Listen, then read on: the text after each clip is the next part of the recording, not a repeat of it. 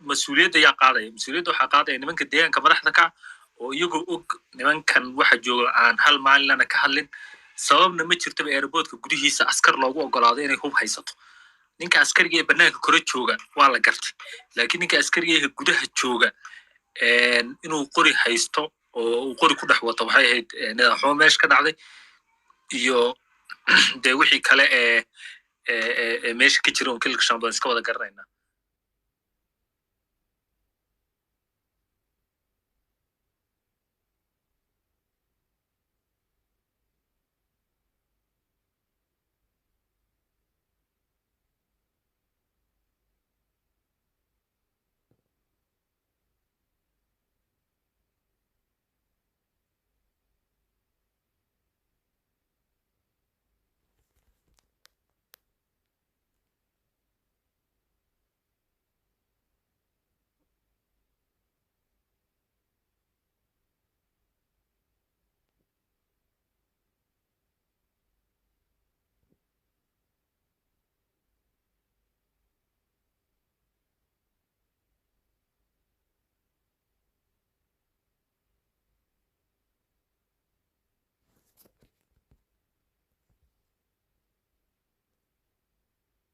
ninkan almost isagu mooti waa gacan ku dhiigle Ethiopia waa taqaanaa oo inta meel waa la xiri uu ninkan laakiin muhiimad wax weeyaan maxaa ka dambeyn doona dadka Soomaalida maxaa u yaala arintani arin ciyaar ma aha inaga maxaa inoo saaran dadka jigjiga caawa waa la wada murugaysan ruux ka sala aanu intaan gurigeyga imid uma gurigeyga murugaysanay xaafadii hadda geeridu ka tacday waa isku dhaganahay aniga waa halkan geeridu agtayda dadkii waa la wada murugaysan yahay wax intuu dhihi karo aynu isu soo baxno oo aynu muujino dhibaatadan in haysata oo aynu maartay kacdoon sameeyno wax dhihi karaa ma jiro cid ka hadli kartaa ma jirto nin walba gaarkiisa unbu halka idinkuna aad ka murugaysantiin unbu dadkana ka murugaysan yahay soo arintaasi waa dhibaatooyinka in haystay kamid tahay Cabdirasaaq suu sheegayo dad damiir loo hadlaya ma laakiin ninka adu xidhan yahay hadda isagu xidhan yahay dadkana waa la dejinoona waxa la dhigay sharciga la horkeenaya way ka wada hadleen muslimiin badan baa ka hadashay oo kuwa deegaanka laakiin ma qiyaasayo in wax weyn oo sidaas hadda ay ka bedeli doonto oo hadda tan kaliya ma ahaba waan sheegnay daraad bay tii hooyada lagu bahdilay airportka oo nin federal police uu la hortaagnay uu bahdilay ahmaartuna ay si xaragale ku galeysay shalay bay ahayd maartay tii dadka kale lagu dhex garaaciyay jigjiga xoolihii geeli iyo lo'dii iyo adhigi inta laga soo kaxaysta bankan jigjiga la oranayay wax xoolo kontrabaan oo dadku dhaqanayeen baabuurta maalin walba dadka suuqa lagaga dhacayo wixii la doono la sameeyo nimanka federal police marka waxay soo wataan maalinka ilaa ay maalinka u dambeysay xitaa kuwan u sareeyay deegaanka imanka meesha joogay toogan doonaan so I think the level is more weydiinayso waa dhibaatooyinka jiro oo kamid tahay waa hawl inoo tahay kulli dhamaanteen aad baad maasantii أحمد هذا ما صدق الله ونحرسته كوداس حلوانة تا مركا رشيدو سودو هذه أدبا ضمها الصنطة ملا شيخ ملا يو واسكوشن يا دمان أصحابته وأن سلامة يا هرتا waxa kaliya in waxaan rabaa inaan mulle kaga soo bilaabo su'aal dadka weydiiyo oo lahaa maxaa la yiraahdaa ciidamada miyaa lagala wareegi karin mullow ciidamada lagala wareegi karo midda kale ninkii kale ku jawaabay Axmed inuu haabaan mareynay kugu yiri gas iyo waxba lala wareegayna waxaas inta Ethiopia mashquulka ku tahay dagaalka baa lala sii wareegay maalinka Ethiopia soo baahato way imanayaan ciidanka gaska waa laga saarayaa ciidamada Ethiopiaanka la wareegaya wadanka hore Ethiopia haysata garoonkana lagama saari karo waa been haduu kugu dhaho garoonka laga saari karo wax garoon lagama saari karo hadii xitaa laga saaro xitaa wax macna ma laha oo kulli amarkooda shaqeynaya marka waxaas wax la isku lura maahan teeda kale to xildhibaanada gabadha Allah u naxariisto caawa dhan iyo ilaa maanta waxaan islahaa waxba ha ka oran laakiin still am tempted inaan wax ka iraahdo horta Soomaaliya geeski joogta dhamaanteed waan iska wareeray sababtoo ah politically baan fashilanay mana cadda hadda tusaale ahaan waxa arkaysaa gabadha Allah u naxariisto waxay kamid tahay isla xisbigii dawladda marka waxa la dhihi karaa hadii aqli bini aadamka iyo dadka banaanka marka la eego waa qalad iska jina wana uu dhacaa gabadha dawladda u shaqeynaysa isla dawladii askari kamid ah gacanteeda ku dhimatay wax weyn ma aha weey hadii gabadhi la dhawo Ethiopian ilaa xildhibaan baa hayday hadii kale to waxay noqonaysaa in la yiraahdo waxan oo dhan taniyo Mustafa taniyo xildhibaanada dhamaan anaga nama matalaan dad la gumeystanahay maxaa la yiraahdaa cidii dhimata waxba nagama qusayaan waa inta la yiraahdo inta ka horeysa lagu hayo beerka jecel hayda jecel kan waana matala Mustafa waa wiil wanaagsan xildhibaanadu waa dad wanaagsan Ethiopian gumeysata oo waxaas waa confusion weeyaan ma garatay waxa haynu wareerinina ama hal dhinac timaha loo wada xiirto ama de maxaa la yiraahdaa Ethiopian baa leeyahay wixii dawladii sharci baan Ethiopia ka jiray waa hadda saa la yiraahdo iyada isu soo baaray maxkamada leedahay askarigi waa la qabtay arrintii waa dhamaatay madaxweyne Mustafa iyo dawladiisu shaqo wanaagsan bay qabteen arrintii way soo gabagabeeyeen sida ninka boolisku sheegayna waxa iska hayd shaqaaqa yar hal la yiraahdo oo saah la yiraahdo ama hal la yiraahdo maxaa la yiraahdaa dhinaca kale waxaan oo dhan waxba kama jiraan ummadana waa la gumaystay xoog baan lagu haystaa la yiraahdo wixii inta u dhaxeeya waa xayda jecel beerka jecel waxna kama hirgelayaan aad baan u mahadsantihiin waana ka baxay rashiidow adaa u mahadsan tahay axmed maxamed soo dhow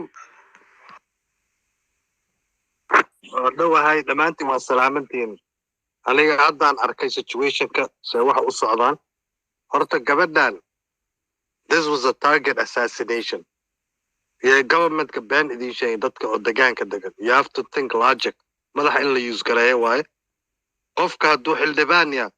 qof picture iska qaada hadda rashiid wuxuu sheegaya picture iska qaada ninka leexdu dhe xabadu madaxa aga dhufto waxaa dan ciyaar waa gabadhan qorsho weyn ee sheekadan ka socotaa governmentkana hadda maxay rabaan inay dadka dejiyaan laakiin dadka aqliga la saaxiiba waxaan easily u arki karaan waa qorshe la soo diyaariyey anigana hadda fikirkayga maxaan dhihi lahaa waa Tigray ka dambeeya TPLF ta ka dambayso maxay arkeen degaanka you guys have to think outside the box hadda u fikirtiin in Amhara gabar naga dila accident u dila meel kale wuxuu xabadu madaxa aga dhufto mid kale lugta aga dhufto waxaas waa film Bollywood alda hadda aan lahayd qof oo iska shacab oo traveling sameynay oo by accident ku dilo taas ma arkaan waxaan way dhacdaa mass shooting America ka dhacda bal target shala oo xabad lagu dhufto oo looga dhufto waxaan maxay assassination waxay nasaan kirkii aan ku noqdo wala TPLF maxay arkeen degaankan waa degan yahay haddana situation ko soo maxay rabaa inay iska bedelaan Soomaalida iyo Amxaarada isku you understand governmentka problem waxaan way og yihiin aniga sida oo fikira oo uga fikir fiican way og yihiin laakiin shacabka inay dejiyaan rabaan soo taasna inaa fiirisid rashiid wax saas ku jira situation kada meesha joogto ma axmed horta ka daba geeyno axmed adaa ma santa horta Soomaali waxay dhacdaa bad meesha laga gal waa biyo waaye ma ina kala socoto Ethiopia ku yaado ugaagana waaye mar walba ma jecel inaad lug qaato midada kale oo dawlad deegaanka wax ka socdana haw kala saarina hadda waa la ogyahay qoomiyad gaar ah wada laakiin bad meesha laga gal waa biyo kulli ku sinaadaan waxa meesha joogo ama Amharaad ama Tigray no I understand bro but ninkan Amhara by qabiil u haystaa laakiin dad asrayeen he was a gabadhan loo soo diray qorshaan waa qorshe ee la socdo qofka soo abaabul laakiin fikirkayga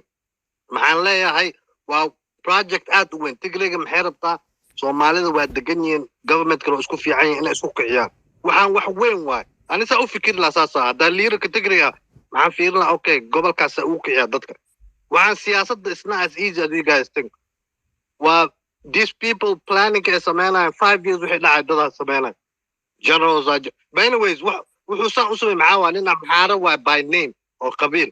bal lacaga la soo siiyay is probably a sympathizer of the Tigray meesha Africa waa taqaan lacaga shaqeyso you understand the fact that maybe inuu qof uu ka shaqeyn laga yaabo federaalka uu jir oo regionka ka shaqeeyo oo airport ka shaqeeyo oo Tigray so maxay dhayn what is the next closest thing okay kuwa Amhara ka shaqeeyo kuwana lacag siino si dadka isku kiciyaan so waxaasna in laga fikiro I'm not telling you waxaan waa wax sax ah but I'm thinking outside the box you have to investigate markaata government kana waxaan way ogyiin nin oo by accident gabadh iska dila ma aha waxaan like I said qof shacab haduu ku dhufan la oo isku kaceen maxay aan la dokayaan dhila maybe waa nin iska xanaaq oo xabad iska dhuftay waxaan way dhacdaa all over the world like I said but haduu qof oo official ya this is bigger than you know what I mean it's not an incident oo iska dhacay waa qof uu taakad gareystay the fact that markuu xabada ku dhufto soo istaago hadana ku sii dhuftay inuu dhameystiro waa wax loo soo dhiibay so inaad raasna u fikirtay waa intaas aan gabay ma hada ma santahay commander taasi oo assumption kaasi I don't think is sax yahay sababtoo ah maalin kasta dadka shacabka la terrorist gareeya meel kastay ka dhacdaa ay ciidamada federal police ku sameeyaan wax cusub maaha maantana taas way dhacday marka they don't know who is authority uma haystaan inaad adiga xildhibaanka iyo shacabka iyo kala waa isku mid amxaarada waa isku mid Soomaali waa Soomaali iyaga marka taas waa inaad ogaatid waxaan kala oo lagu sameeyo harassmentiga lagu sameeyo Soomaalida daily buu dhacaa in everywhere meel kasto ka dhacaa airport oo maanta ka dhacay buu ka dhacay horay kaliya waxa difference ka sameynay gabadha maadaama constituency ahayd high profile ahayd weeyaan laakiin dadka kale caadiga daily bay dhacdaa meel kasta ka dhacdaa xuduudaha iyo meel kasta ka dhacdaa taasi marka uma maleeyo sidaad u dhigaysid ma waa fikirkaaga laakiin so I just mu malaysa adi laakiin qorshe oo salaagsan u dhahay oo in deegaanka lagu kiciyo government-ka ay dadka dambeeyaan wax oo maxaa I know dadka in la haraas gareeyo laakiin mu malayna in qorshe waxaan la soo dejiyay it doesn't matter qofka soo dejiyo adiga ma iska dhiilaad hore classified government-ka waxay dhahan asaasan waa waxay noo sheegeen aan ku qaadanaa masaasaa leedahay mise qorshe kale ku duugana ka wada qorshaha ku duugan kaliya wuxuu noqon karaa in Soomaalida la hayaanadeeyo la tuso inayna kici karin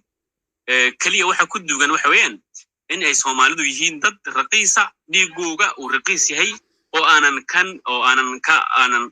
ka diidin karin taas bay tahay laakiin tan kale TPLF there is no relationship between waxa TPLF aad sheegaysid iyo deegaankeena wax ka dhaxeeya male